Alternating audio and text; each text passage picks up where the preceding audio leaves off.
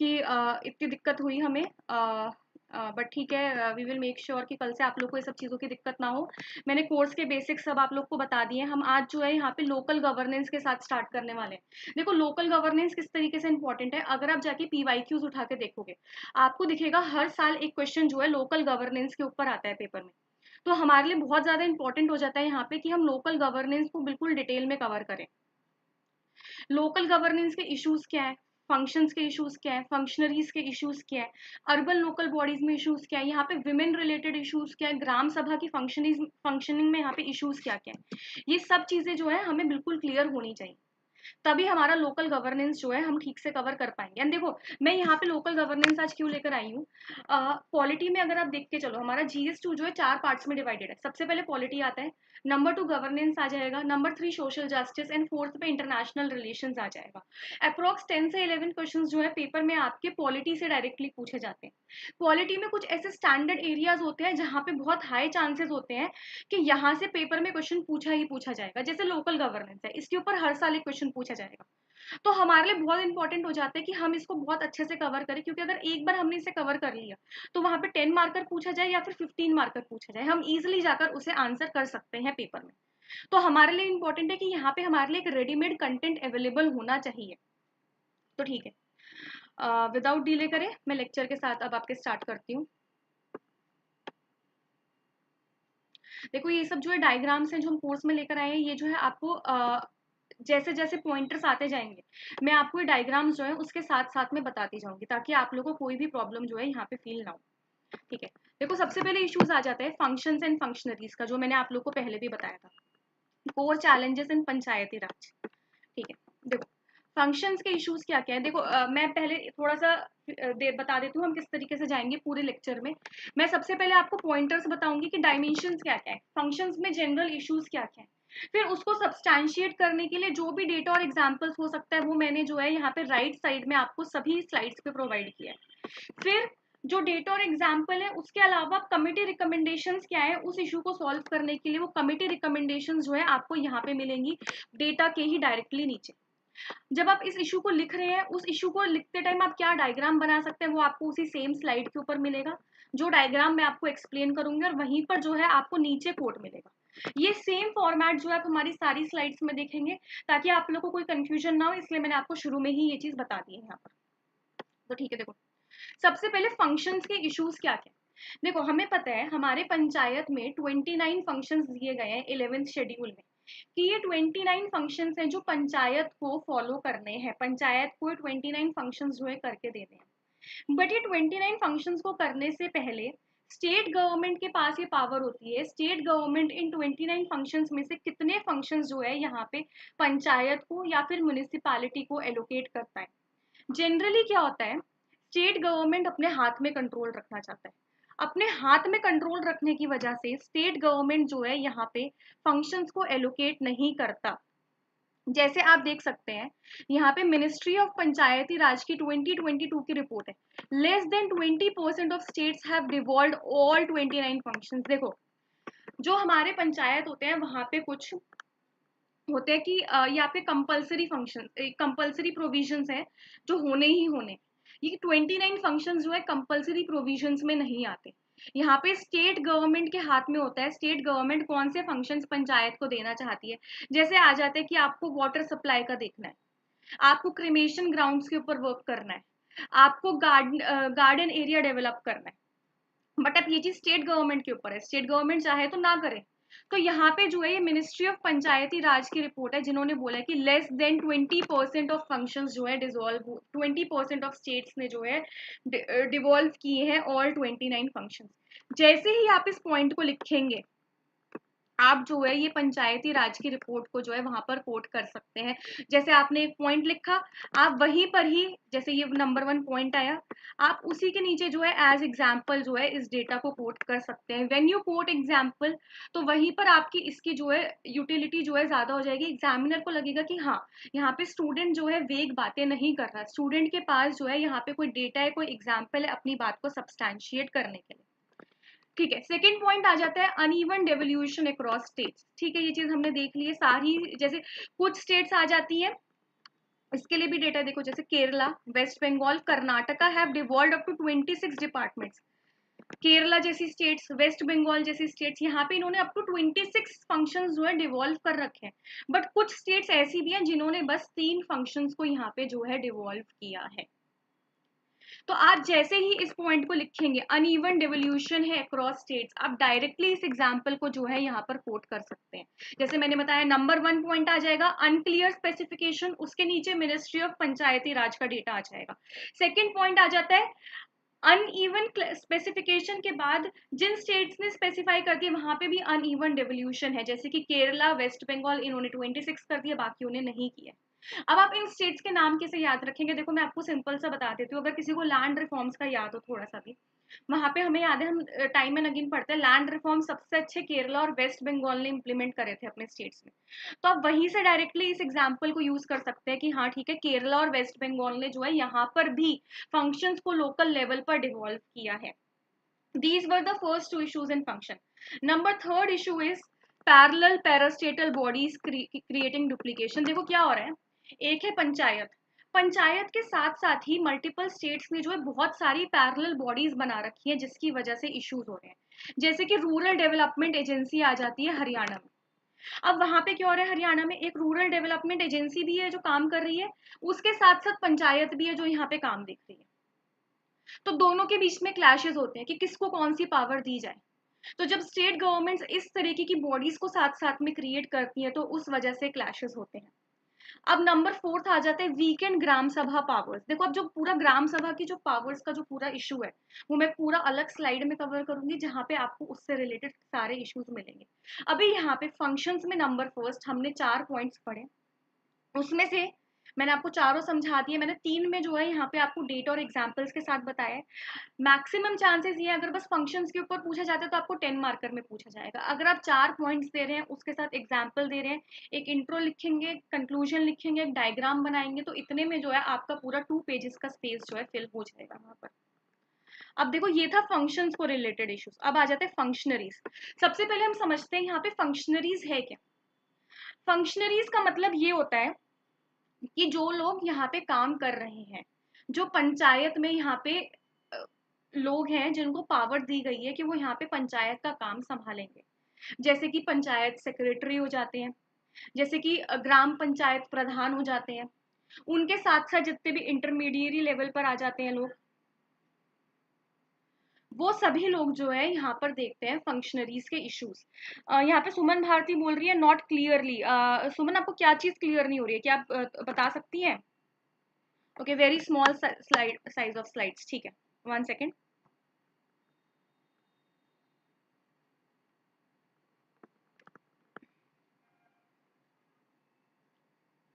अब क्या आपको सुमन क्लियर है ये चीज? मैंने स्लाइड्स का साइज जो है यहाँ पे इंक्रीज कर दिया है।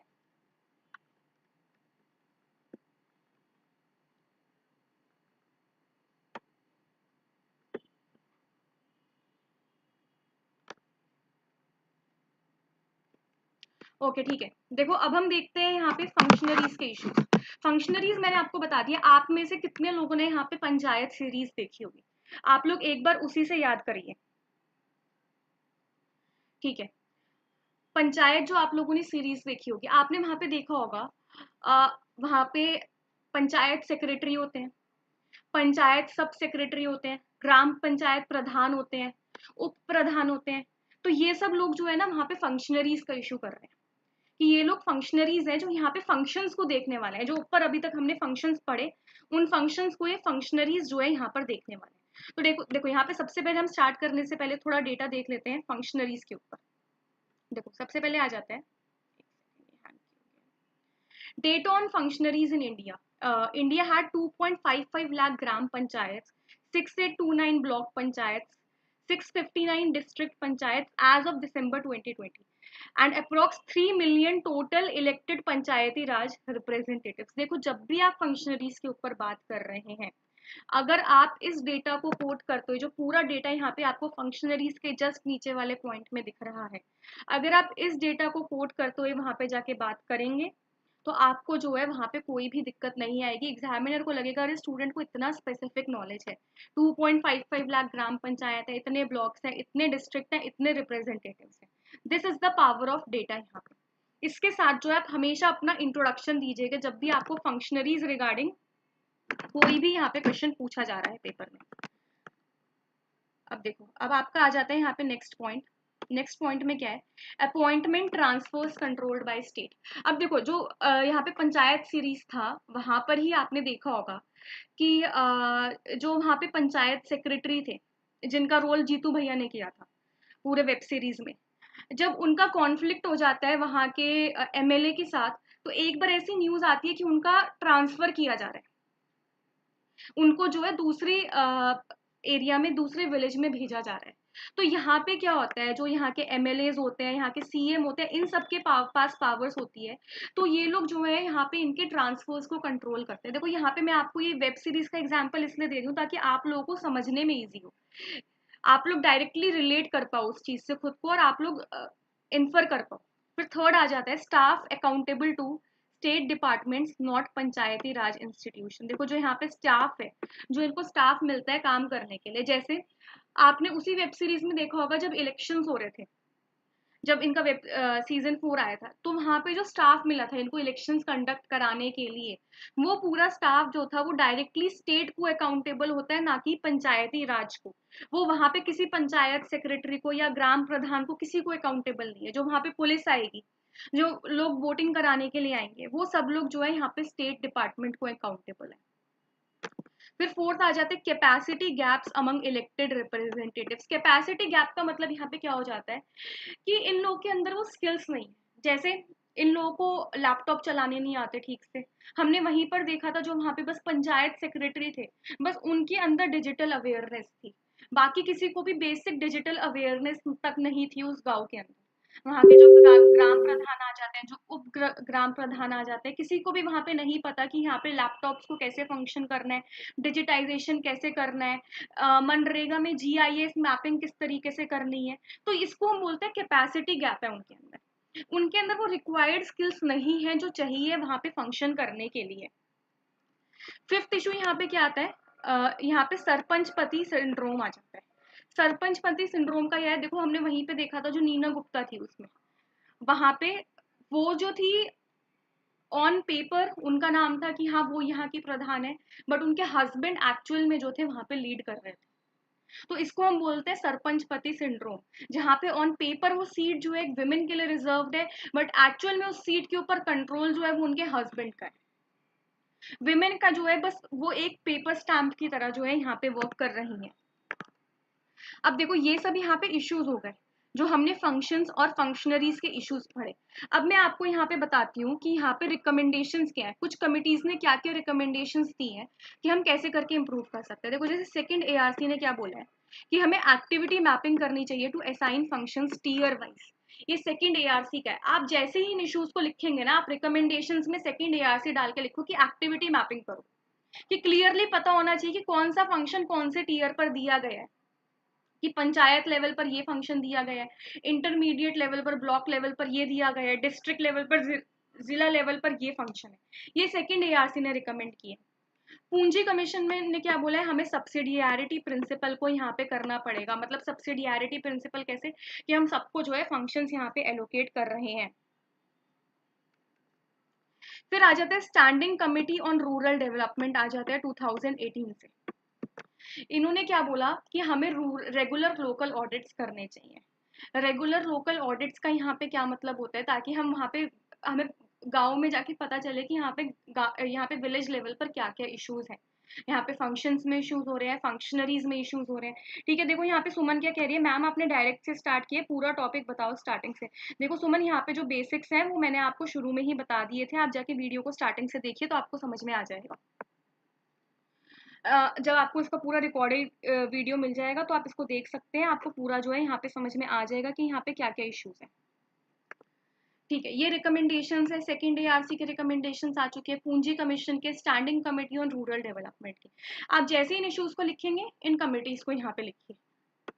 अब देखो, अब यहाँ पे आ जाता है, जब भी आप ऐसे फंड फंक्शंस फंक्शनरीज के इश्यूज बता रहे हैं, आप इस डायग्राम को जो है डायरेक्टली ड्रॉ कर सकते हैं triple F paradigm of decentralisation, कि फंक्शंस यहाँ पे हैं, फाइनेंसेस यहाँ पे और फंक्शनरीज यहाँ पे हैं। आप मान के चलिए ये आपका यहाँ पे जो है शीट है, आपने यहाँ से स्टार्ट किया है, अभी जो है यहाँ पे आप अपने इश्यूज लिख रहे हैं, आप यहाँ पे साइड में एक टेबल बना सकते हैं फिगर नंबर डाल के, और फिर आप यहाँ पे बता सकते हैं कि यहाँ पे क्या क्या इश्यूज आ रहे हैं। और देखो जब आपको कंक्लूड करना है तो इट इज बेटर कि आप किसी ना किसी कोड के साथ जो है यहाँ पे कंक्लूड कर सकते हैं। तो आप यहाँ पे कोड क्या डाल सकते हैं, जैसे कि महात्मा गांधी ने बोला है, if villages perish India will perish too, it will be no more India, her own mission in the world will get lost. अगर आप इस तरीके के कंक्लूजन्स डालेंगे तो ऑब्वियसली आपकी कॉपी जो है दूसरों से अलग मिलेगी। देखो यहाँ पे इस कोर्स में क्या है ना, मैं आपको पूरी यहाँ पे महाभारत रामायण नहीं पढ़ाऊंगी लोकल गवर्नेंस के बारे में, मैं आपको वो सारे फॉर्डर पॉइंट्स बताऊंगी, वो सारी चीजों की अंडरस्टैंडिंग दूंगी जिससे आप मेंस रेडी हो पाए। मेंस में जो है ना, आपको यहाँ पे कोई 20-20 पन्ने के नोट्स नहीं चाहिए एक टॉपिक के लिए। एक टॉपिक है लोकल गवर्नेंस, उसके लिए आपके लिए बेटर यही होगा कि आपके पास ज्यादा से ज्यादा 3 से 4 पेजेस के नोट्स हो, तभी आप उसको रिवाइज कर पाएंगे। आप खुद सोचिए, आपके पास 2 से ढाई महीने होते हैं प्रीलिम्स और मेंस के बीच में, अगर आपके पास वहां पे इतने लेंदी नोट्स होंगे तो आप कुछ भी स्टडी नहीं कर पाएंगे। मैं यहाँ पे अपने मेंस के एक्सपीरियंस से आप लोग की यहाँ पे हेल्प कर रही हूँ कि मैं आपको वही कंटेंट प्रोवाइड करूँ जिसको आप डायरेक्टली अपने आंसर्स में पुट कर सकते हैं। मैं डायरेक्टली बता रही हूँ कि ठीक है देखो, इस पॉइंट को इंट्रो में डालो, इसको बॉडी में डालो, वे फॉरवर्ड में इस चीज को डालो, डायग्राम को यहाँ पे बनाओ, कंक्लूजन में ये चीज डालो, and this is how means has to be written. अगर आप लोग को ये चीज समझ में आएगी तभी आप लोग मेंस रेडी रह पाएंगे। ठीक है, अब हम यहाँ पे चलते हैं अपने नेक्स्ट टॉपिक के ऊपर, फाइनेंशियल चैलेंजेस। ऊपर जो हमने 2 चैलेंजेस पढ़ लिए, फंक्शंस के चैलेंजेस और फंक्शनरीज के चैलेंजेस। अब हम थर्ड चैलेंज पढ़ रहे हैं, दैट इज फंडिंग इश्यूज। यहाँ पे फाइनेंशियल चैलेंजेस क्या है विलेज लेवल पर। देखो सबसे पहले आ जाते हैं यहाँ पे की फाइनेंशियल चैलेंजेस। इनका सबसे हैवी यहाँ पे इनका डिपेंडेंस होता है स्टेट की ग्रांट्स के ऊपर।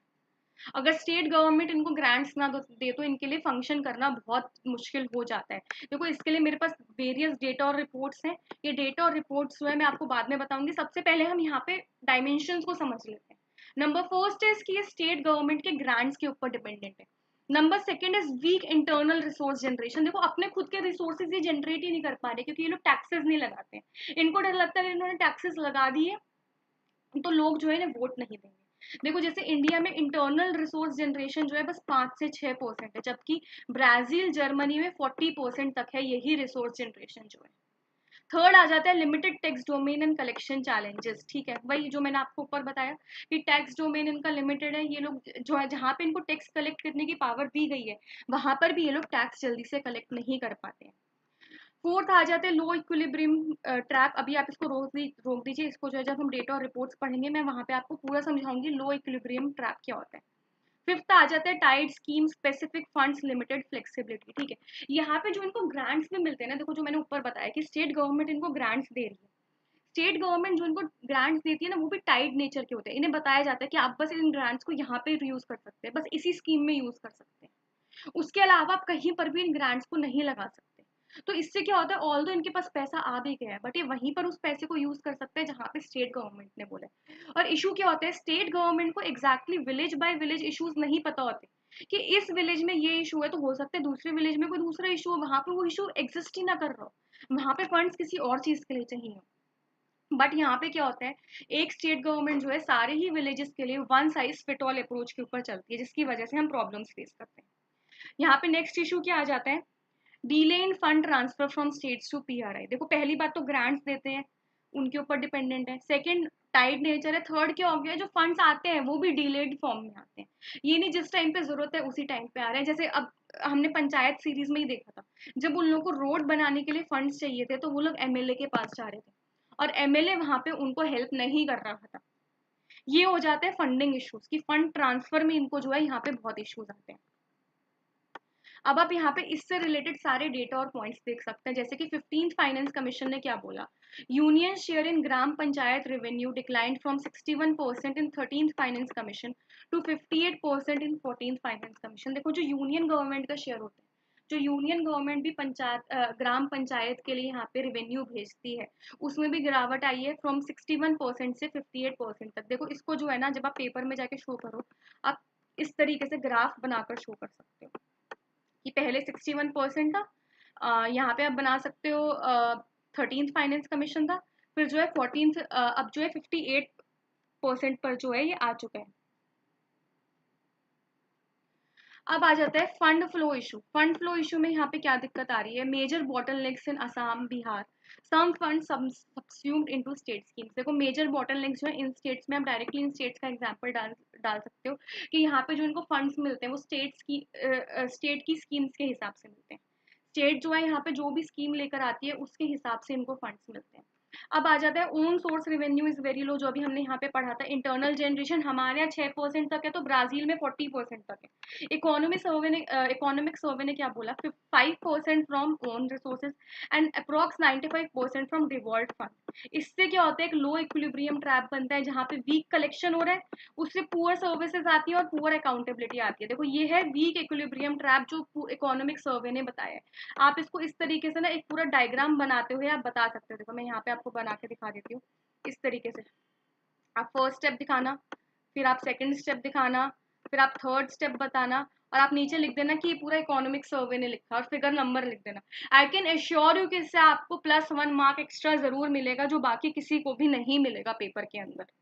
इस तरीके के अगर आप पॉइंटर्स लिख कर आओगे तो बस आप ही स्कोर कर पाओगे, बाकी लोगों के पास इस तरीके के पॉइंटर्स नहीं होंगे। अब देखो यहाँ पे टैक्स कलेक्शन में चैलेंजेस क्या क्या है। प्रॉपर्टी टैक्स कलेक्शन जो है विलेज लेवल पे बस 7 से 19% तक है, इससे ज्यादा प्रॉपर्टी टैक्स कलेक्शन नहीं है। लिमिटेड टैक्स पावर्स है, ये लोग जो है they can not लेवाई land taxes और मोस्ट रोड टोल्स।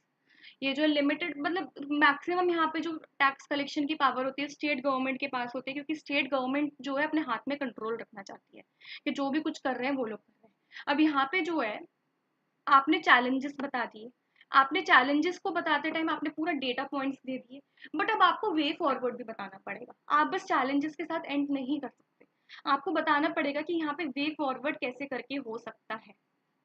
तो वे फॉरवर्ड में आप कुछ सक्सेस स्टोरीज लिख सकते हैं। जैसे देखो हिवरे बाजार आ जाता है महाराष्ट्र, यहाँ पे decentralisation help creation of 54 millionaires under leadership of Padmashri Popat Rao.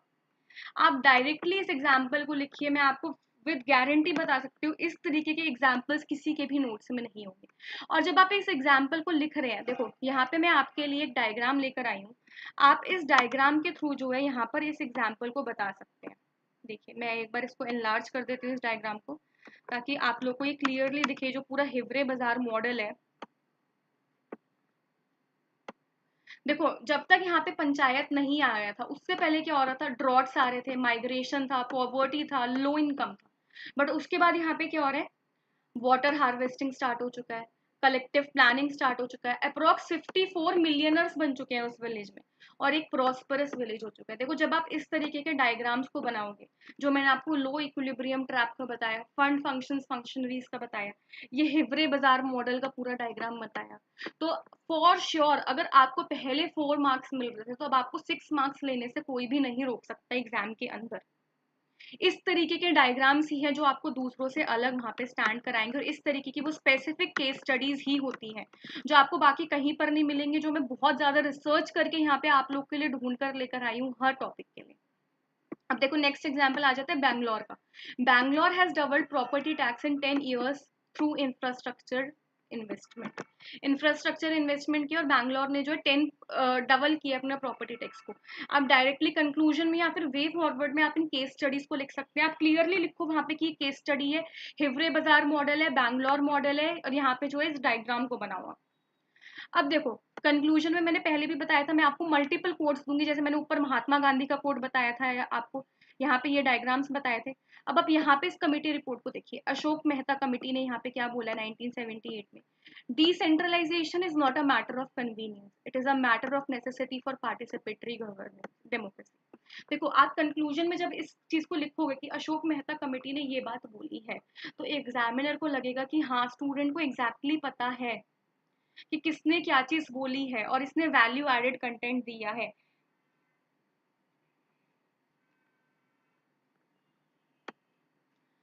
अब देखो मैंने 3 इश्यूज आपको यहाँ पे बता दिए हैं, फंक्शंस के, फंक्शनरीज के, और यहाँ पे आपका आ जाता है फंडिंग इशू। अभी तक आप लोगों ने, जो भी लोग यहाँ पे रेगुलर हैं, क्या आप मुझे एक समराइज फॉर्म में बता सकते हैं कि यहाँ पे अभी तक हमने मेजरली क्या 3 चीजें पढ़ी हैं, so that I can know कि आप लोग यहाँ पे क्लियरली मेरी बातों को सुन रहे हैं या फिर नहीं सुन रहे हैं। फंड, फंक्शंस और फंक्शनरीज के क्या क्या इश्यूज हैं।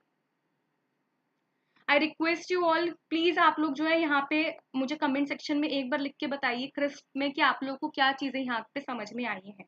मैं यहाँ पे 1 मिनट आप लोग का वेट कर रही हूँ नेक्स्ट टॉपिक पर मूव करने से पहले, जब हम ग्राम सभा के इश्यूज को यहाँ पे स्टार्ट करेंगे।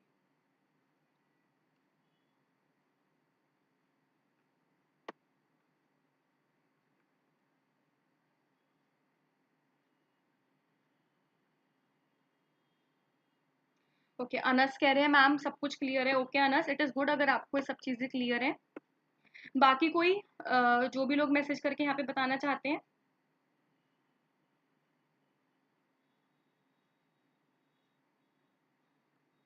ठीक है, अब मैं नेक्स्ट टॉपिक के साथ यहाँ पे स्टार्ट करती हूँ, ग्राम सभा के इश्यूज और इंक्लूजन के इश्यूज।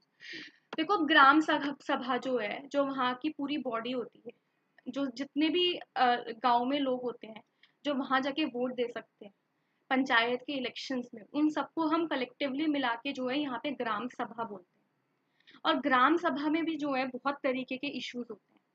हम ग्राम सभा के कुछ चैलेंजेस पढ़ते हैं, फिर उसके बाद उससे रिलेटेड जितने भी डेटा पॉइंट्स होंगे, फॉर्डर मटेरियल होगा, कोड्स होंगे, डायग्राम्स होंगे, मैं आपको सब बताऊंगी। देखो सबसे पहला चैलेंज आ जाता है ग्राम सभा का, इरेगुलर मीटिंग्स होती है। ऑफन जो है बस फॉर्मेलिटीज होती है, मीटिंग्स टाइमली नहीं हो रही यहाँ पे। सेकंड क्या है, decisions frequently ignore, low awareness among public and gram panchayat members. देखो ऊपर ही हमने देखा था कि उन लोगों के अंदर अवेयरनेस नहीं है कि किस तरीके से जो है, डिजिटल अवेयरनेस नहीं है यहाँ पे। दूसरी जैसे हिवरे बाजार मॉडल पढ़ा अभी हमने ऊपर, या बैंगलोर का मॉडल पढ़ा, उनके अंदर जो है इस तरीके की अवेयरनेस नहीं है कि दूसरे ग्राम पंचायत में या दूसरे विलेजेस में से क्या मॉडल चल रहे हैं जिससे हम अपने आप को इनोवेट कर सकते हैं। थर्ड क्या है, फोर्थ क्या है, अनक्लियर पावर प्रोसीजर्स इन स्टेट एक्ट। ठीक है, ऊपर हमने पढ़ लिया था कि बस 20% स्टेट्स ने जो है यहाँ पे इनको फंक्शन जो है एलोकेट किए। उस वजह से भी जो है ग्राम सभा की फंक्शनिंग में यहाँ पे इश्यूज होते हैं, क्योंकि इनकी पावर्स जो है क्लियर नहीं है। जो 29 पावर्स है जो 11th शेड्यूल के अंदर दी गई है, वो क्लियरली एलोकेट नहीं की गई है इनको, कि आपको जो है आपके पंचायत लेवल पे कौन से आपको फंक्शंस करने हैं, आपको डिस्ट्रिक्ट लेवल पे क्या करना है, आपको इंटरमीडिएट लेवल पे क्या करना है। और यहाँ पर क्या होता है, कोई पेनल्टीज नहीं होती फॉर नॉन कंप्लायंस। यहाँ पे इसके साथ साथ क्या होता है, इंक्लूजन बैरियर्स होते हैं, जैसे कि women reservation not proportionally represented. अभी बस मैं डायमेंशंस बता रही हूँ, इससे रिलेटेड सारा फॉर्डर मटेरियल जो है मैं आपको इसके बाद देने वाली हूँ, जो पूरा राइट साइड पे दिया हुआ है, जो मैंने ऊपर की भी स्लाइड्स में फॉलो किया। फिर आ जाता है exclusion of SC ST marginalise group हो जाता है। थर्ड क्या है, dominant community control of proceedings हो जाता है। Fourth literacy barriers hindering participation. ये जनरल पॉइंट्स है जो हमें पता है कि विमेन को यहाँ पे पार्टिसिपेशन नहीं मिलता, SC ST को पार्टिसिपेशन नहीं मिलता, डोमिनेंट कम्युनिटी जो है यहाँ पे पूरा ये क्या, कोई मैसेज कर रहा है, पुलिस कांस्टेबल रिक्रूटमेंट, ये जो है पूरा कोर्स मैं UPSC के GS2 के लिए ले रही हूँ, UPSC मेंस 2025 के लिए, ये और किसी चीज के लिए नहीं है ये कोर्स जो है। अब देखो यहाँ पे आप देख सकते हो विमेन रिप्रेजेंटेशन का क्या डेटा है हमारे पास, approx 49% of elected representatives in PRI urban local bodies are women. ठीक है, दैट्स अ गुड थिंग कि हम जो है विलेज लेवल पर इतनी ज्यादा वुमेन है हमारे पास। 14 लाख वुमेन रिप्रेजेंटेटिव्स हैं अक्रॉस लोकल बॉडीज। देखो जब भी आप यहाँ पे अगर आपको वुमेन के रिप्रेजेंटेशन पे पूछा जाए, जो PYQs में भी पूछा गया है, आप डायरेक्टली इस डेटा से स्टार्ट कर सकते हो कि 49% तक इलेक्टेड रिप्रेजेंटेटिव जो है वुमेन है। इसमें 14 लाख विमेन रिप्रेजेंटेटिव है, 86,000 विमेन चेयरमैन चेयरपर्सन है लोकल गवर्नमेंट लेवल पर। इस डेटा को आप डायरेक्टली दो। बिहार में क्या 50% रिजर्वेशन दिया गया है विमेन को लोकल बॉडीज में। स्टेट वाइज होता है, स्टेट जो है अपने खुद के रूल्स बना सकते हैं। बिहार ने अपना ये रूल बनाया है कि बिहार जो है यहाँ पे 50% रिजर्वेशन देगा। अब देखो यहाँ पे विमेन के रिप्रेजेंटेशन को लेके हमारे पास कुछ सक्सेस स्टोरीज हैं और कुछ रिकमेंडेशन है। जैसे राजस्थान में क्या हुआ है, विमेन सरपंच जो थी उन्होंने यहाँ पे इंश्योर किया no girl remain out of school. इसने यहाँ पे जो है एनरोलमेंट रेशियो को, ग्रॉस एनरोलमेंट रेशियो को बढ़ाने में हेल्प किया। सुमित बोस कमेटी ने क्या बोला है, यहाँ पे रिकमेंडेशन क्या दी है, रेगुलर ग्राम सभा meetings and Panchayati Raj institution capacity development होना चाहिए। देखो जब भी आप पंचायत के इश्यूज लिख रहे हो, मैंने ऊपर सेकंड ARC के रिकमेंडेशंस बताए, केस स्टडीज बताए, उसके साथ साथ आप सुमित बोस कमेटी की भी रिकमेंडेशंस लिख सकते हो। आप जितनी ज्यादा कमेटी रिकमेंडेशन केस स्टडीज लिखोगे ना, आपको उतने बेटर मार्क्स मिलेंगे। जब मैं आप लोग को वीकली बेसिस पर टॉपर्स कॉपीज एनालाइज कराऊंगी, आप वहां पर देखना वो इसी तरीके की सक्सेस स्टोरीज लिखते हैं, कमेटी रिकमेंडेशंस लिखते हैं। जाक्सा कमेटी ने क्या बोला है, recommended heavy penalties for forced consents. देखो इन्होंने क्या बोला है, यहाँ पे जो भी फोर्स्ड कंसेंट है, क्योंकि यहाँ पे ट्राइबल्स को जो STs है उनको भी वहाँ पे यहाँ पे रिप्रेजेंटेशन नहीं मिल पाता है, बस ऑन पेपर होता है। तो जाक्सा कमेटी ने बोला है कि जहाँ पे भी ट्राइबल्स के साथ ग्राम पंचायत लेवल पर ऐसा हो रहा है, तो वहां पे उनसे जो है हम उनको जो है यहाँ पे पेनलाइज करना चाहिए। ठीक है, यहाँ पे सुमन पूछते हैं मैम आपसे पर्सनली बात हो सकती है। हाँ सुमन, मैं आपसे पर्सनली बात कर लूंगी, बट इस क्लास के बाद आप जो मुझसे टेलीग्राम चैनल पर कनेक्ट कर सकते हैं। टेलीग्राम चैनल का लिंक जो आपको डिस्क्रिप्शन बॉक्स में मिल जाएगा। ठीक है, अब देखो जब भी आप विमेन रिप्रेजेंटेशन के बारे में बात करेंगे, आप इस तरीके का जो है वहां पे डायग्राम बनाकर आ सकते हैं। आई कैन एश्योर यू किसी और कोचिंग नोट्स में या किसी की भी कॉपी में आपको इस तरीके के डायग्राम्स नहीं मिलेंगे, जो मैं स्पेसिफिकली यहाँ पर आप लोगों के लिए लेकर आई हूँ। देखो विमेन रिप्रेजेंटेशन 1.5 मिलियन तक, share of elected representative approx 54% तक, और बिहार ने कितना रिजर्वेशन दिया है, अप्रॉक्स 50% तक बिहार ने रिजर्वेशन दिया है विमेन को। अगर आप इस तरीके के ग्राफ्स के थ्रू वहां जाकर रिप्रेजेंट करेंगे अपने कंटेंट को, आपको कोई भी सिलेक्शन से नहीं रोक सकता। और ये सारा कंटेंट जो है बस मैं आपको ₹799 में प्रोवाइड कर रही हूँ। सारे सब्जेक्ट्स जो है यहाँ पे, पूरे जो आपके 4 सब्जेक्ट्स है, polity, governance, social justice, international relation, वहाँ पे टॉपिक वाइज टॉपिक जाके मैं डेली क्लासेस लेकर आपको इस तरीके का पूरा कंटेंट प्रोवाइड करूंगी। अब देखो कंक्लूजन में मैं फिर से इस स्लाइड पर एक कोट और लेकर आई हूँ। आई वांट कि मैं आपको मैक्सिमम इस तरीके का वैल्यू एडेड कंटेंट प्रोवाइड कर पाऊँ, ताकि जो जिस इंसान को जो भी कंटेंट याद करने में ईजी होता है, वो उस कंटेंट को जाके पेपर में यूज कर पाए। ऊपर जो मैंने महात्मा गांधी का कोट दिया था, अगर आप लोग को वो कोट बहुत बड़ा लग रहा है, तो आप लोग इस कोट को भी यूज कर सकते हैं, gram sabha are the parliament of village. आप इसके साथ डायरेक्टली कंक्लूड करिए। इसके अलावा मैंने अशोक मेहता कमेटी का भी आपको कोट दिया, ये थर्ड कोट है जो मैं आपको यहाँ पे दे रही हूँ। इसके साथ साथ मैंने आपको मल्टीपल, अभी तक जो है मैं बस 3 स्लाइड्स में जो है मैं यहाँ पे आपके 4 से 5 डायग्राम्स ऑलरेडी रेडी करा चुकी हूँ। 4 से 5 डायग्राम्स रेडी कराना बस एक टॉपिक को लेकर इज अ बिग थिंग। अगर आप किसी भी कोचिंग के मटेरियल को जाके देखेंगे, स्टैंडर्ड कोचिंग्स को देखेंगे, आपको उनको पूरे पूरे मटेरियल में मुश्किल से 1 या 2 डायग्राम्स मिलेंगे, जहाँ पे पूरा पॉलिटी कवर करा देंगे वो यहाँ आपका। मैंने बस लोकल गवर्नेंस में यहाँ पे आपके हमने अभी तक 4 इश्यूज को कवर किया है, फंड, फंक्शंस, फंक्शनरीज और ग्राम सभा के इश्यूज, और यहाँ पे अभी तक मैं आपके 5 से 6 डायग्राम्स ऑलरेडी तैयार करा चुकी हूँ। तो ठीक है, विदाउट टाइम वेस्ट करे अब हम नेक्स्ट के ऊपर चलते हैं। अब आ जाते हैं PESA implementation, challenges for tribal self governance. देखो यहाँ पे क्या है, हम सबको पता है यहाँ पे ट्राइबल एरियाज में जो क्या होता है, जहाँ पे मोस्टली जो ट्राइबल एरियाज है, जो 5th शेड्यूल और 6th शेड्यूल एरियाज है, जैसे कि 6th शेड्यूल में हमारा क्या क्या जाता है, असम, मणिपुर, मिजोरम। हमारे 5th शेड्यूल में आ जाता है हमारा छत्तीसगढ़ आ जाता है, झारखंड आ जाता है, हमारे पास मध्य प्रदेश आ जाता है, ये सारी स्टेट्स आ जाती हैं। तो वहाँ पे क्या होता है, वहाँ पे ट्राइबल्स की पॉपुलेशन ज़्यादा है, तो वहाँ पे पंचायत को इम्प्लीमेंट करने के लिए पेसा लाया गया है, panchayat extension to scheduled areas, ये होता है इसका फुल फॉर्म। इनिशियली क्या था, पंचायत को ट्राइबल एरियाज पे एक्सटेंड नहीं किया गया था, बट फिर ऐसा माना गया कि पंचायत में इंप्रूवमेंट लाने के लिए हमें ऐसे स्पेसिफिक प्रोविजंस लाने पड़ेंगे, ताकि पंचायत पे ट्राइबल एरियाज में भी ग्राउंड लेवल वहाँ पे इम्प्रूवमेंट हो पाए। तो हम यहाँ पे पेसा लेकर आए उनके इम्प्रूवमेंट के लिए, बट अभी भी हमें पेसा में भी काफी सारे चैलेंजेस मिलते हैं। जैसे हम देखते हैं कि पेसा चैलेंजेस क्या है, फिर उसके बाद जो है मैं आपको इनको डेटा और स्टडीज के साथ बताऊंगी। Gram sabha consultations treated as merely considered. देखो यहाँ पे क्या होता है, ग्राम सभा के साथ जो भी कंसल्टेशन हुई है उसको जो है बस ऑन पेपर दिखाया जा रहा है, एक्चुअल में उससे कोई फर्क नहीं पड़ रहा कि उन्होंने क्या ओपिनियन दिया है। अगर यहाँ पे माइनिंग राइट्स के ऊपर ग्राम सभा ने बोला आप लोग मत करिए, बस ठीक है, क्योंकि ऑन पेपर दिया गया, आपको ग्राम सभा के साथ मीटिंग करनी होगी, आप तभी एक्शन ले सकते हैं, बस वो इस तरीके से एक बार मीटिंग कर लेंगे। बट इसका मतलब ये नहीं है कि वो ग्राम सभा ने जो कंसल्टेशन किया, ग्राम सभा ने जो सजेशंस दिए हैं, उसके हिसाब से यहाँ पे एक्शन लिए जाएंगे, ऐसा कुछ नहीं होता है। यहाँ पे क्या होता है, forge resolution and lack of consultation with before land acquisition.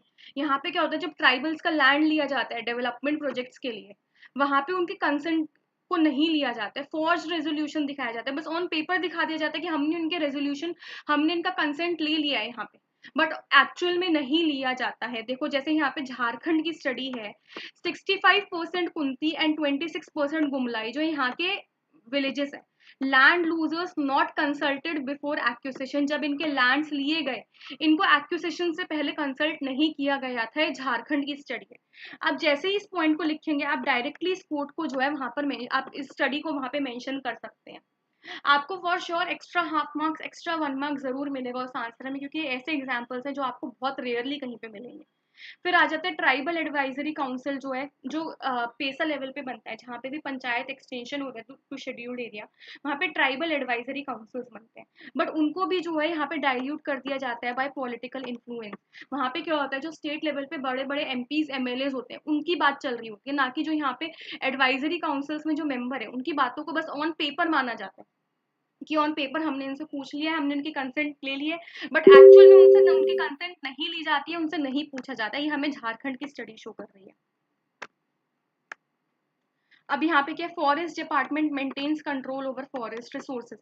अभी यहाँ पे क्या है, पेसा में क्या है, जो फॉरेस्ट रिसोर्सेज होंगे, अगर उनको उनके साथ आपको छेड़छाड़ करनी है तो आपको ग्राम सभा से कंसल्ट करना होता है, क्योंकि ट्राइबल्स का मेनली लाइवलीहुड क्या होता है, वो फॉरेस्ट से ही आता है। अगर उसमें आपने छेड़छाड़ कर दिया तो यहाँ पे उन्हें दिक्कत होगी, बट यहाँ पे फॉरेस्ट डिपार्टमेंट क्या करता है, वो उनसे कोई कंसल्टेशन नहीं करता, उसे जिस भी तरीके के एक्शंस लेने होते हैं वो खुद से करता है। अब आ जाते हैं ओवरलैपिंग लेजिस्लेशन आ जाती है, जिससे जो है पंचायत की जो है इफेक्टिवनेस जो है यहाँ पे कम हो जाती है, जैसे कि फॉरेस्ट राइट्स एक्ट आ चुका है 2006 का।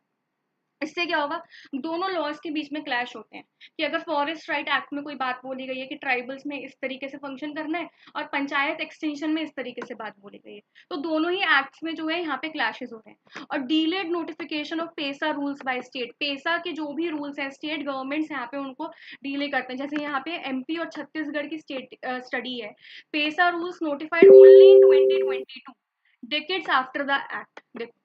एक्ट बन गया यहाँ पे, ऑन पेपर एक्ट आ चुका है कि देखो यहाँ पे मध्य प्रदेश और छत्तीसगढ़ में पेसा लग चुका है, बट जो उसके एक्चुअल रूल्स हैं, किन रूल्स के थ्रू जो है ये लोग यहाँ पे फंक्शन करेंगे, उनको 2022 में नोटिफाई किया गया, ऑलमोस्ट 10 ईयर्स के बाद। जब भी आप इस एग्जाम्पल को जो है ना, आप जनरल ट्राइबल के इश्यूज में भी लिख सकते हो, जब भी आप ट्राइबल्स के कोई भी इश्यूज लिख रहे हैं। अब देखो, ये सब तो हो गए इश्यूज। अब जैसे मैं आपको हर जगह रिकमेंडेशंस प्रोवाइड कर रही हूँ, केस स्टडीज प्रोवाइड कर रही हूँ, यहाँ पे भी हमें रिकमेंडेशंस देखते हैं, जैसे कि awareness campaign on rights under PESA and 73rd constitutional amendment act, इसके ऊपर जो अवेयरनेस कैंपेन्स होने चाहिए। हमें हार्मोनाइज करना चाहिए जो अलग अलग एक्ट्स है, जैसे कि इंडियन फॉरेस्ट एक्ट आ जाते हैं, लैंड एक्विजिशन रिहैबिलिटेशन एक्ट है 2013 का, इसको पेसा के साथ हार्मोनाइज करना चाहिए, ताकि जितने भी ट्राइबल से रिलेटेड एक्ट्स हैं वो सब एक जगह पर हैं। Strengthen state government state compliance laws, national plan for tribal welfare with improved ministry of Panchayati Raj, ministry of tribal affairs coordination, मतलब यहाँ पे मिनिस्ट्री वाइज कोऑर्डिनेशन होना चाहिए। आप इसको जो है यहाँ पे वे फॉरवर्ड में लिख सकते हैं। पहली बात तो आपको बस पंचायत के ऊपर या फिर यहाँ पे पेसा के ऊपर डायरेक्टली क्वेश्चन नहीं आएगा, लोकल गवर्नेंस के ऊपर जो होता है बहुत होलिस्टिक क्वेश्चन पूछा जाता है। उसमें अभी तक मैंने आपको जितना भी पढ़ाया है, फंड, फंक्शंस, फंक्शनरीज के इश्यूज, पंचायत के इश्यूज, वुमेन रिलेटेड इश्यूज, ग्राम सभा के इश्यूज, उन सबको मिलाकर आप उनके इश्यूज लिख सकते हैं, उनकी रिकमेंडेशंस लिख सकते हैं, केस स्टडीज लिख सकते हैं, डायग्राम्स बना सकते हो, कोट बना सकते हो। Once you have this holistic material, आपको और किसी मटेरियल की जरूरत नहीं पड़ेगी लोकल गवर्नेंस को कवर करने के लिए। जैसे आप कंक्लूजन में, आप देखो मैं फिर से एक और कोट ले आई हूँ, मैंने आपको सारी स्लाइड्स में ऊपर भी हर जगह कोट्स प्रोवाइड किए हैं। थिंक ग्लोबली, गवर्न लोकली, ये हमारे पास नीड है। जब भी आप कंक्लूड कर रहे हो तो आप इस चीज से कंक्लूड कर सकते हो लोकल गवर्नेंस के ऊपर, कि हमें सोचना तो ग्लोबली है, बट गवर्न जो है हमें लोकली करना है। अगर आप इस तरीके की चीजों को लिखोगे तो वो आपको फॉर श्योर हेल्प करेगी बहुत अच्छे मार्क्स लेकर आने में। अगर आप लोग को ऐसा लग रहा है कि जो लोग अभी ज्वाइन किए, जिनको नहीं पता कि अभी तक हमने क्या क्या कंटेंट कवर कर ली है, इस लेक्चर के बाद आपको पूरा रिकॉर्डेड वीडियो मिल जाएगा, आप जाकर उसे डायरेक्टली पूरा देख सकते हैं शुरू से लेके एंड तक। जितना भी अभी तक हमने इतना वैल्यू एडेड कंटेंट ये मैंने अभी तक आपको पढ़ाया है, आप ये सब कुछ जो है वहां पे जाके देख सकते हैं।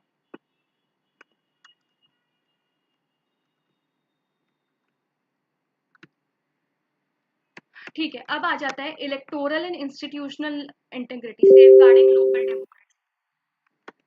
अभी क्या है, अभी तक मैंने आपको स्पेसिफिक इश्यूज बता दिए कि स्पेसिफिक इश्यूज, अभी तक हमने 5 स्पेसिफिक इश्यूज जो है यहाँ पे पढ़ लिए।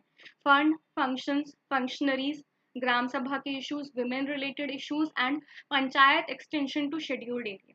ये 5 जो सबसे इंपॉर्टेंट इश्यूज होते हैं। अब आ जाते हैं कुछ जनरल इश्यूज जो पंचायत लेवल पर एग्जिस्ट करते हैं। सबसे पहले आता है उसमें इलेक्टोरल चैलेंजेस, कि यहाँ पे पंचायत लेवल पे इलेक्शंस टाइमली नहीं होते। सबसे पहले क्या है, delay in conducting elections, violating article 243E। देखो आर्टिकल भी यहाँ पे आपको साथ में प्रोवाइड किया गया है। जब जब भी आप पंचायत के बारे में लिखेंगे कि यहाँ पे इलेक्शंस टाइमली नहीं हो रहे, आप डायरेक्टली इस आर्टिकल को लिखो, आपको फॉर श्योर एक्स्ट्रा मार्क्स मिलेंगे कि देखो स्टूडेंट को स्पेसिफिक नॉलेज है। जब भी आप टॉपर्स की कॉपीज जाके देखोगे, आप देखेंगे ना कि उनको स्पेसिफिक आर्टिकल्स की नॉलेज होती है। जैसे कि बैंगलोर का आप ये केस स्टडी देख सकते हैं।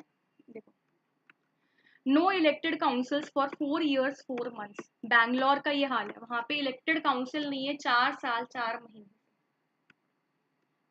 फिर आ जाता है eroded state election commission independence. यहाँ पे स्टेट इलेक्शन कमीशन जो है वो फॉर्म होता है on the whims and fancies of the state government. जब स्टेट गवर्नमेंट चाहेगी तब वो स्टेट इलेक्शन कमीशन को बनाती है, तो उनकी चॉइस है, उनके हाथ में हर चीज होती है। कोई क्वालिफिकेशन नहीं है किन लोगों को स्टेट इलेक्शन कमीशन में लाया जा सकता है। तो यहाँ पे पूरा कंट्रोल स्टेट गवर्नमेंट के हाथ में। स्टेट गवर्नमेंट जिसे चाहे उसे लेकर आती है, वो अपने ही लोगों को जनरली लेकर आती है जो उनके अकॉर्डिंग इलेक्शंस को कराए। फिर आ जाता है political pressure on electoral processes. ठीक है, देखो ये सब जो मैं आपको डायमेंशंस बता रही हूँ, इसके एग्जांपल्स और डेटा मैं अभी आपको यहाँ पे राइट हैंड साइड पे बताऊंगी। वोटर लिस्ट मैनिपुलेशन होता है और इंटिमिडेशन होता है। जैसे कि मैंने बताया, स्टेट इलेक्शन कमीशन जो है, it is formed on the choices of the state government. वहाँ पे जो एमपीज है, एमएलएज है, तो उन्हीं के हिसाब से जो लोग वहाँ पे स्टेट इलेक्शन कमीशन में जिनको अपॉइंट किया जाता है, वो एमपीज और एमएलएज की चॉइसेस पर ही जनरली फंक्शन करते हैं। और वो वोटर लिस्ट मैनिपुलेशन और इंटिमिडेशन जैसी चीजों में भी एमपीज और एमएलएज को जो है वहाँ पे हेल्प कर देते हैं। जैसे यहाँ पे देखो, सुप्रीम कोर्ट ने क्या एडवाइस की है 1997 में। सुप्रीम कोर्ट ने एडवाइस किया था no postponement of elections except for genuine disasters, जैसे कि फ्लड या अर्थक्वेक आ गया। उसके अलावा आप किसी भी हाल में यहाँ पे ग्राम सभा के ग्राम पंचायत के इलेक्शंस को आप यहाँ पे पोस्टपोन नहीं कर सकते। अर्बन इलेक्शन का डेटा है 1500 plus municipalities lacked elected councils 2015 से 21 तक। देखो जब भी आप अर्बन इलेक्शंस के ऊपर लिख रहे हो, आप डायरेक्टली इस डेटा के थ्रू वहां पे लिख सकते हो कि 1500 से ज्यादा म्यूनिसिपैलिटीज में यहाँ पे इलेक्टेड काउंसिल्स नहीं है। बैंगलोर का एग्जांपल्स मैंने आपको बता दिया है। जमुना ग्रह का आ जाता है 11 month average delay in forming councils in Karnataka post results. देखो यहाँ पे रिजल्ट्स आ गए, उसके बाद भी काउंसिल्स को बनाने में अप्रॉक्स 11 मंथ का एवरेज डिले होता है। तो देखो इस तरीके की केस स्टडीज को आप लिख सकते हो। यहाँ पे अगला एग्जांपल क्या, in 17 states approx 61% of urban local governments had delayed local polls highlighting systematic dysfunctions. ये बिजनेस स्टैंडर्ड की स्टडी है अगस्त 2025 की, कि अप्रॉक्स 61% अर्बन लोकल बॉडीज ने जो है यहाँ पे अपने लोकल पोल्स को डिले किया है। देखो अगर आप इतना ज्यादा एनरिच्ड कंटेंट अपने पेपर में लिख कर आओगे, तो आपको पेपर को क्लियर करने से वहां पर कोई भी नहीं रोक सकता है। ये ऐसा कंटेंट है जो मैं बहुत ढूंढ कर आपके लिए अलग अलग न्यूज़पेपर से, अलग अलग आर्टिकल से लेकर आई हूँ। मैंने हर जगह इंश्योर किया कि आपको वैल्यू एडेड कंटेंट मिले, मल्टीपल डायमेंशंस मिले, डिफरेंट डायमेंशंस मिले। जो पेपर में पूछा जाता है उसी के स्पेसिफिक मैं आपके लिए पूरा कंटेंट यहाँ पर लेकर आई हूँ।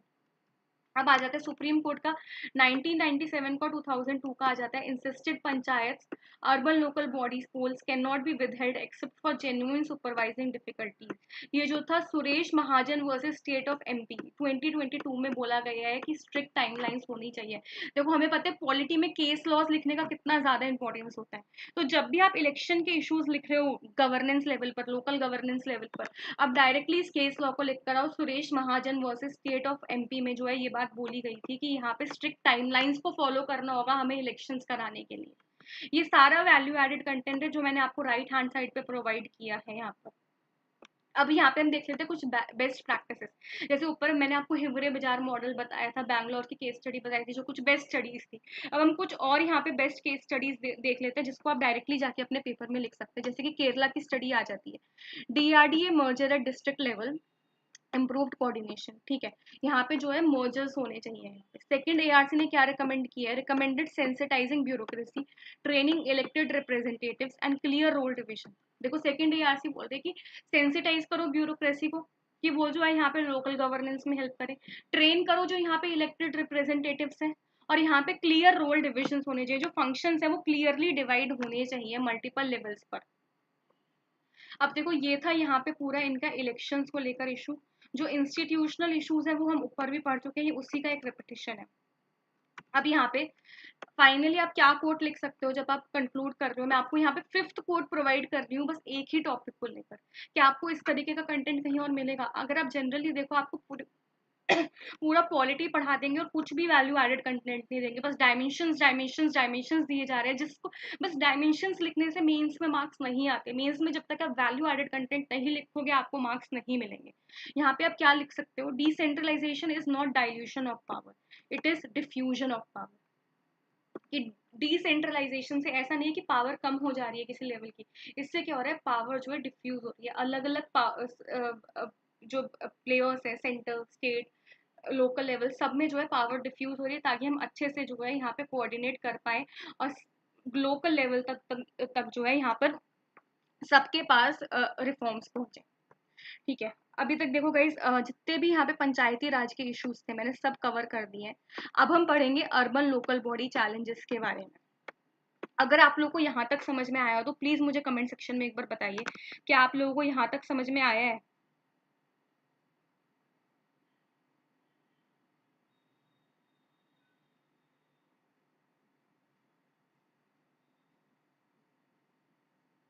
I am waiting for your response. आप लोग प्लीज मुझे कमेंट सेक्शन में बताइए, मैं 2 मिनट आप लोग का वेट कर रही हूँ।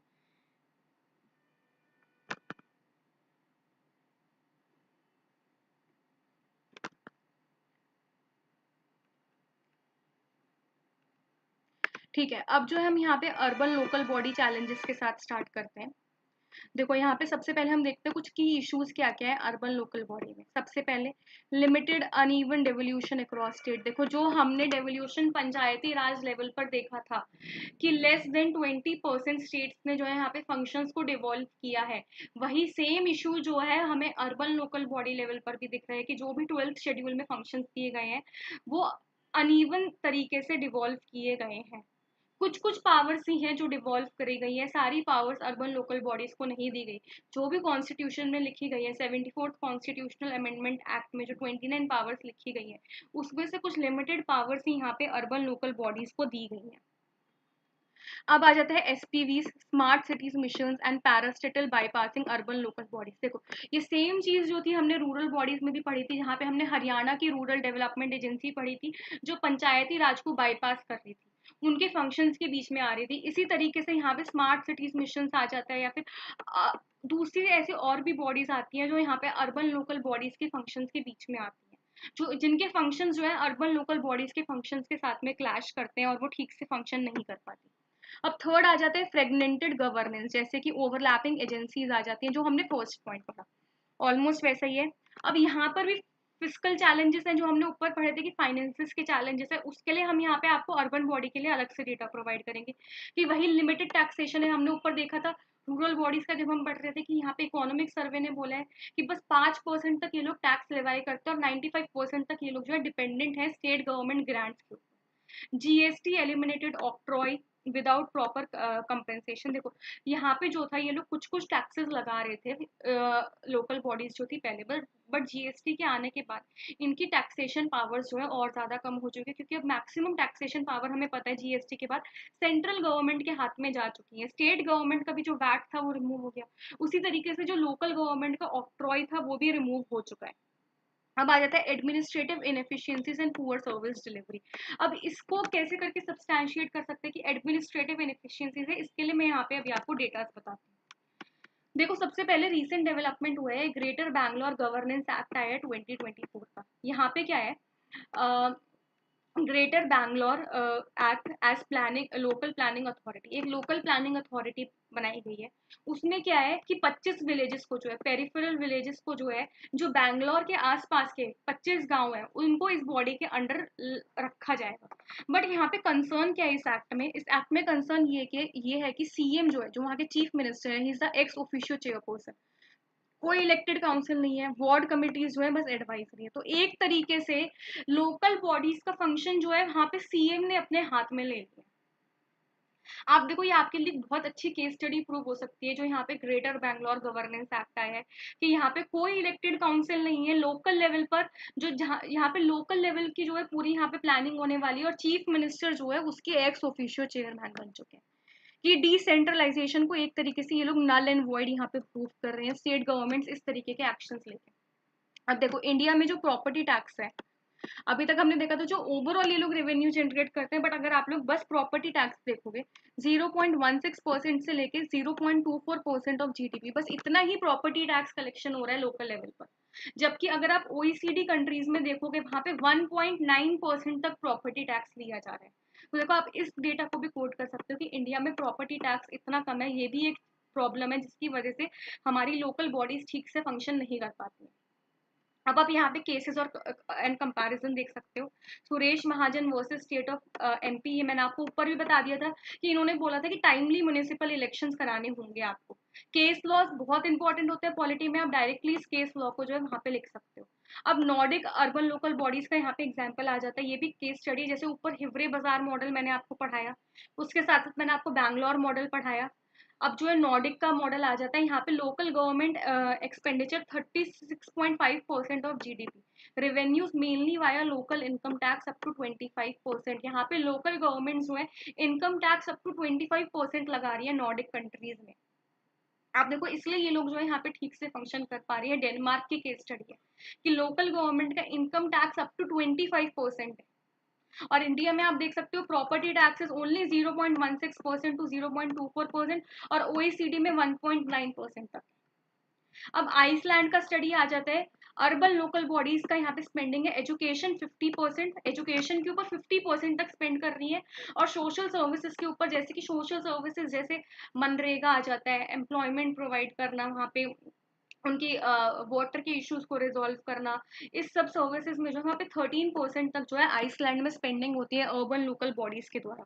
आप इस तरीके की एग्जांपल्स को जो है यहाँ पर कोट कर सकते हो। इस तरीके की केस स्टडीज को जब आप लिख कर आओगे तो फॉर श्योर आपको एक्स्ट्रा मार्क्स मिलेंगे। आपको इस तरीके की केस स्टडीज और कहीं पर नहीं मिलेंगी, बस यहाँ पे तो यूपीएससी मेंटर पर हम आपको बस एक टॉपिक के लिए एटलीस्ट 10 से 15 केस स्टडीज लेकर आए हैं बस। अब देखो, फिर से मैं आपको एक कोट और बता रही हूँ। अभी तक मैंने आपको जो टोटल 5 कोट्स बताए, अगर आपको लग रहा है कि हम मुझे वो याद करने में दिक्कत है मैम, मुझे नहीं याद हो रहा, एक कोट और है, मे बी आपको ये याद करने में इजी हो। Strong roots make the tallest trees, strong local governments make the strongest democracy. देखो, स्ट्रॉन्ग रूट्स होंगे तभी तो सबसे लंबा पेड़ उगेगा। उसी तरीके से जो लोकल गवर्नमेंट है वो हमारी रूट्स है। जब लोकल गवर्नमेंट स्ट्रांग होगी तभी हमारी डेमोक्रेसी स्ट्रांग हो पाएगी। अगर आप इस तरीके के कंक्लूजन लिखेंगे तो आपको फॉर श्योर एक्स्ट्रा मार्क्स मिलेंगे।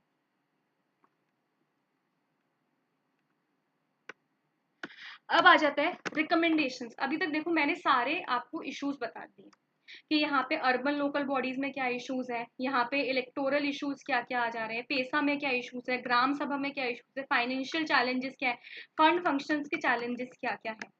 बट यूपीएससी एस्पिरेंट्स के लिए मेनली ये इंपॉर्टेंट होता है कि आपके पास बहुत अच्छा वे फॉरवर्ड होना चाहिए। उसके लिए वो क्यों होता है? क्योंकि देखो, आपने चैलेंजेस बता दिए, बट जब आप वे फॉरवर्ड अच्छा दोगे तो उससे एग्जामिनर को आपका एक ब्यूरोक्रेटिक माइंड पता चलता है कि ये इंसान जो है बस प्रॉब्लम्स की बात नहीं कर रहा है, ये प्रॉब्लम सॉल्व करने की भी बात कर रहा है। तो उसके लिए मैं हमेशा स्टूडेंट्स को बोलती हूँ कि वे फॉरवर्ड आपका हमेशा बहुत अच्छा होना चाहिए, और अपने मन से बना के वे फॉरवर्ड मत लिखो। वहां पे केस स्टडीज डालो, कमिटी रिपोर्ट्स डालो। जब आप इस तरीके की चीजें डालोगे तभी आपको मार्क्स मिलेंगे। आई नो इनको याद करने में दिक्कत है, बट वो हमारी जिम्मेदारी है कि हम आपको इस तरीके का कंटेंट प्रोवाइड करें। अगर किसी को उसके आगे भी कोई हेल्प चाहिए तो आप लोग मुझे डायरेक्टली टेलीग्राम चैनल के ऊपर मैसेज कर सकते हैं। यहाँ पे कोई के एच सी एच है, ये पूछ रहे हैं मैम ये कोर्स कितने दिनों में कंप्लीट होगा? ये कोर्स जो है आपका 1 महीने में कंप्लीट होगा। आपका 7 सितंबर से लेके 7 अक्टूबर तक ये कोर्स चलेगा। 1 महीने में मैं आपका पूरा पॉलिटी कवर कराऊंगी, आपके चारों subjects, that is polity, social justice, governance, international relations, हर जगह आपको इसी तरीके का कंटेंट दिया जाएगा, इसी तरीके की एक्सप्लेनेशन दी जाएगी। आपको वीकली बेसिस पर जो है यहाँ पे डाउट सॉल्विंग सेशंस दिए जाएंगे, वीकली बेसिस पर टॉपर्स की GS2 की कॉपीज को एनालाइज किया जाएगा, और आपको वीकली बेसिस पर जो है यहाँ पे मेंटरशिप भी मिलेगी। जिसको कोई भी दिक्कत हो आप लोग डायरेक्टली मुझसे कॉल करके बात कर सकते हैं, मैं आपके जितने भी डाउट्स होंगे उनको रिजॉल्व करने के पूरे पूरे ट्राई करूंगी। अब आ जाते हैं recommendations for Panchayati Raj institution. अब हम रिकमेंडेशंस देखते हैं ताकि आप एक ब्यूरोक्रेटिक अपना माइंडसेट यहाँ पे डेवलप कर पाए। सबसे पहले स्ट्रक्चरल रिफॉर्म्स है, क्लियर एक्टिविटी मैपिंग, जो हमने ऊपर पढ़ा था, सेकंड ARC ने रिकमेंड किया था, एक्टिविटी मैपिंग होना चाहिए कि किसके पास कौन सी एक्टिविटी जाएगी। पंचायत के पास, यहाँ पे जिला लेवल पे क्या जाएगी, आपके इंटरमीडिएट लेवल पे क्या जाएगी, पूरा क्लियर एक्टिविटी मैपिंग होना चाहिए आपका। Clear dedicated panchayat cadre with clear service rules. देखो पंचायत कैडर क्यों होना चाहिए, अभी हमने ऊपर बैंगलोर की स्टडी में देखा, जो वहाँ पे बैंगलोर गवर्नेंस एक्ट आया है, वहाँ पे CM जो है यहाँ पे एक्स ऑफिशियो चेयरमैन बन के बैठ गए हैं, वहां पे कुछ भी गवर्निंग काउंसिल वहां पे कोई है ही नहीं, कोई इलेक्टेड काउंसिल। तो इसलिए हमारे पास एक डेडिकेटेड पंचायत कैडर होना चाहिए। यहाँ में मर्जर करना होगा हमें पैरेलल बॉडीज का with district panchayat, strengthen gram panchayat powers with binding decisions. ये सारी ही चीजें जो है मैंने आपको ऊपर बता दी है, उससे रिलेटेड जितनी भी कमिटीज हैं वो भी सब मैंने आपको ऊपर बताई है। यहाँ पे कुछ बेस्ट प्रैक्टिसेस मैं आपको और बता रही हूँ, जैसे कि केरला का पीपल प्लान आ जाता है, यहाँ पे बॉटम अप प्लानिंग मॉडल है। केरला जो है one of the best states है जिन्होंने अपनी स्टेट में ग्राम पंचायत मॉडल को जो है पूरी तरीके से इम्प्लीमेंट किया है। तो आप जब भी एग्जाम्पल लिखें आप केरला के पीपल प्लान के बारे में लिख सकते हैं। 15th फाइनेंस कमीशन ने कुछ यहाँ पे रिकमेंडेशन दिए, जैसे कि standardise voucher level accounting system होनी चाहिए। देखो यहाँ पे क्या होता है, पंचायत में पहली बात उनके पास फंड्स नहीं है, फंक्शनरीज नहीं है, फिर जो भी इनके पास फंड्स आते हैं उनको वो भी मैनेज करने नहीं आते। तो 15th फाइनेंस कमीशन ने बोला है कि यहाँ पे इनका स्टैंडर्डाइज अकाउंटिंग सिस्टम बनाओ। Machine readable standardise panchayat data होना चाहिए, जो जितना डेटा है ये पूरा जो है यहाँ पे स्टैंडर्डाइज होना चाहिए, ताकि उस डेटा को स्टडी करके आगे के रिफॉर्म्स किए जा सके।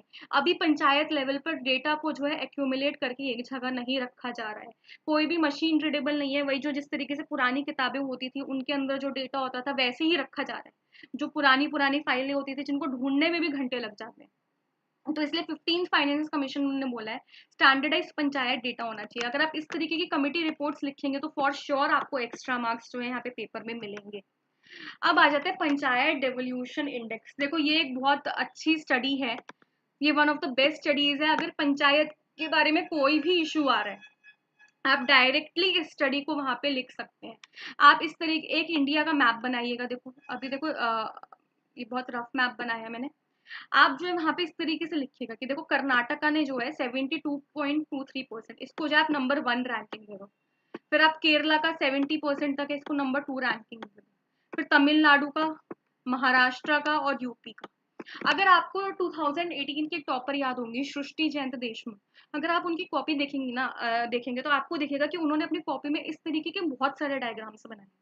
तो जब भी आप पंचायत के बारे में इश्यूज लिख रहे हैं, जो मैंने आपको ऊपर डेटा दिया था कि बस लेस देन 20% यहाँ पे फंक्शंस जो हैं डिवॉल्व किए हैं, बट टॉप स्टेट्स कौन से जिन्होंने फंक्शंस को डिवॉल्व किया, आप उसके लिए इस तरीके से बस इस डेटा को ऐसे मत लिख कर आइएगा, इस तरीके से मैप को बनाकर इस डेटा को अगर आप लिखेंगे जैसे सृष्टि जैन देशमुख लिखती थी जो 2018 में जिनकी AIR 5 आई थी, तो आपको फॉर श्योर यहाँ पे एक्स्ट्रा मार्क्स मिलेंगे। अगर आपको इस तरीके के और मैप्स और डायग्राम्स चाहिए हो तो आप आके हमारा कोर्स ज्वाइन कर सकते हैं, बस आपको 799 में पूरा कोर्स मिलेगा। अब देखो अब अर्बन गवर्नेंस के सॉल्यूशंस आ जाते हैं। सॉल्यूशंस क्या क्या है, एडॉप्ट ट्रिपल F पैराडाइम, जो मैंने ऊपर आपको डायग्राम बताया था, आप उस डायग्राम को यहाँ पे ड्रॉ कर सकते हैं कि हमें 3 लेवल पे इंप्रूवमेंट करना है। Number first is functions, number 2 is finances, number 3 is functionaries. और आप इस डायग्राम को जो है यहाँ पे ड्रॉ करिए।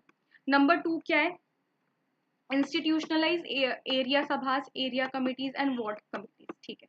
थर्ड के create municipal ombudsman for oversight. देखो म्यूनिसिपल ऑम्बर्ट्समैन होना चाहिए, जैसे हम देखते हैं टैक्स ऑम्बर्ट्समैन होते हैं जो देखते हैं कि कोई दिक्कत तो नहीं हो रही टैक्स कलेक्शन में, उस तरीके से म्यूनिसिपल ऑम्बर्ट्समैन भी होने चाहिए जो पूरी म्यूनिसिपैलिटी के फंक्शंस को देखेंगे, पूरा ओवरसाइट करेंगे एंड फिर रिपोर्ट करेंगे। फिर आ जाते इम्प्लीमेंट एसेंशियल सर्विस बेंचमार्क, जैसे कि 100% door to door collection, leak proof water system, pothole free roads. But ठीक है ये जनरल रिकमेंडेशंस है, इनको लिखने के लिए आप कुछ केस स्टडीज लिख सकते हो, जैसे कि होम रूल चार्टर्स है US का, potential models for Bangalore like Mumbai और बेंगलुरु आ जाता है। आप मेट्रोज में जो है यूएस में जो है वहाँ पे लोकल बॉडीज पे होम रूल चार्टर करके एक चीज़ है जिसको इम्प्लीमेंट किया जाता है ताकि वहाँ की गवर्नेंस जो है बहुत strong.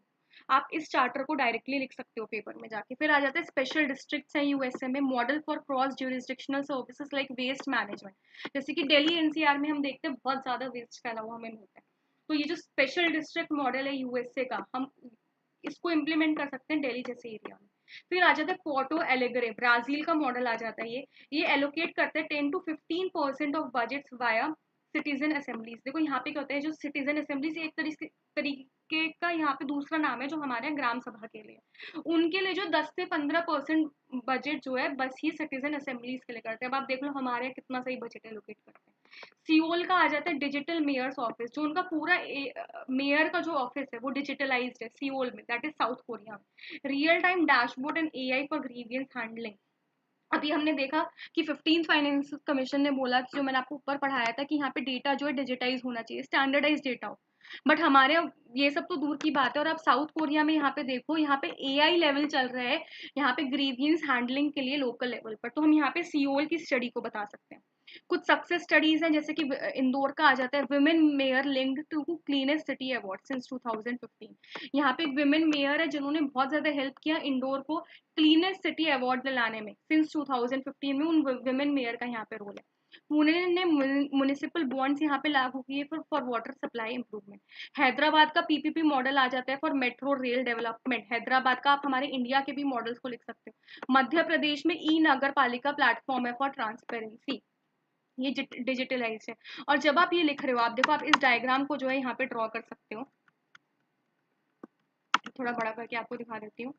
This is global best practices versus Indian best practices. देखो ये इसी तरीके के डायग्राम्स होते हैं जो आपको एक्स्ट्रा मार्क्स दिलाने में पेपर में हेल्प करेंगे कि देखो इंटरनेशनल लेवल पे ये सब कुछ है। होम रूल है, स्पेशल डिस्ट्रिक्ट है, सियोल का डैशबोर्ड आ जाता है। इंडिया लेवल पे केरला प्लान आ जाता है यहाँ पे, जो हमने इंडोर का वहाँ पे प्लान देखा, यहाँ पे ई नगर पालिकास देखे। अगर आप इस तरीके से रिप्रेजेंट करोगे तो आपको बहुत अच्छे मार्क्स मिलेंगे पेपर में जाकर। तो ठीक है guys, this was the whole lecture on local governance. यहाँ पे मैंने आपको पूरा लोकल गवर्नेंस कवर करा दिया विद इन 1 आवर। इसका पूरा लेक्चर जो है अभी आपको यूट्यूब पर मिल जाएगा, और इसके जो नोट्स हैं वो भी आपको टेलीग्राम चैनल पर ये पूरा पीडीएफ अपलोड होकर मिल जाएगा। जिसको भी डाउनलोड करना है आप वहां से जाके इन नोट्स को जो है डाउनलोड कर सकते हो। आपको जो है, और अगर आपको कोई भी क्वेरी हो आप मुझे टेलीग्राम चैनल पर आकर पूछ सकते हो। जिसको भी कोर्स में एनरोल करना है आप मुझे डायरेक्टली मैसेज कर सकते हो टेलीग्राम चैनल पर आकर। एंड अगर आप कुछ भी फीडबैक देना हो कोर्स से रिलेटेड, आप उसके लिए भी ओपन है। आप लोग मुझे टेलीग्राम चैनल पर आके बता सकते हैं कि हम कोर्स में और क्या चीज़ इंप्रूव कर सकते हैं जिससे स्टूडेंट्स को और हेल्प हो। Thank you so much guys.